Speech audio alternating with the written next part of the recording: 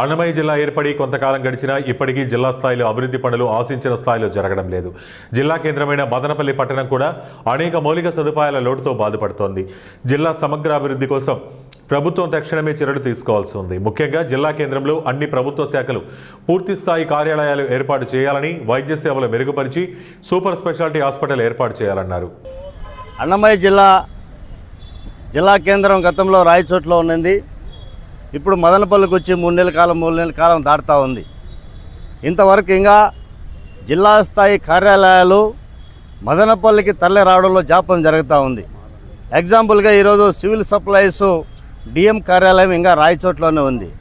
DM madam గారు ఇక్కడ ఏదైనా హమాలీల సమస్యలపైన ఇతర విలేకరులు ఫోన్ చేసినా కూడా ఫోన్ లిఫ్ట్ చేయనటువంటి పరిస్థితి, హమాలీల జీతభత్యాల గురించి అడిగినా కూడా ఆమె ఫోన్ చేయనటువంటి పరిస్థితి వాళ్ళ ఉంది.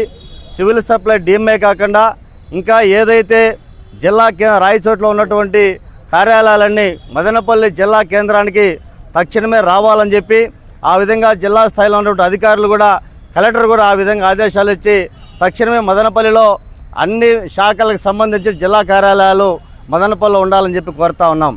ఈరోజు మదనపల్లి జిల్లా కేంద్రం సమగ్రాభివృద్ధితో పాటు అన్నమయ్య జిల్లా సమగ్రాభివృద్ధికి సంబంధించి దానికి అవసరమైనటువంటి నిధులు ప్రత్యేకంగా కేటాయించాలని చెప్పి అడుగుతా ఉన్నాం. ఈ మదనపల్లి పట్టణంలో సమగ్రాభివృద్ధికి సంబంధించి రోడ్లు కావచ్చు, వాటర్ సమస్య కావచ్చు, డ్రైనేజ్ సమస్య కావచ్చు, తాగునీరు, సాగునీరు అన్ని సౌకర్యాలు వచ్చే విధంగా మదనపల్లి టౌన్ను ఒక మంచి టౌన్గా తీర్చిదిద్దడానికి ఈ ప్రభుత్వం ఆ విధమైనటువంటి చర్యలు చేపట్టాలని చెప్పి దానికి తగిన నిధులు కేటాయించాలని చెప్పి కోరుతా ఉన్నాం. భవిష్యత్తులో మదనపల్లి మున్సిపాలిటీ కార్పొరేషన్ అవుతుందని చెప్పి ప్రచారం జరుగుతూ ఉంది. మదనపల్లి మున్సిపాలిటీ లిమిట్స్ నుంచి 5 కిలోమీటర్ల లోపల వరకు మదనపల్లి మున్సిపాలిటీని అంతా కూడా కలుపుకుంటామని చెప్తా ఉన్నారు. మరి మదనపల్లి పట్టణ పరిసర ప్రాంతాల్లో ప్రభుత్వ స్థలాలన్నీ కూడా అధికార పార్టీకి సంబంధించినటువంటి కొంతమంది వ్యక్తులు ఇది మా భూమి ప్రభుత్వంది కాదు అన్నట్టుగా వ్యవహరించి ఆక్రమణలు కూడా చేస్తూ ఉన్నారు.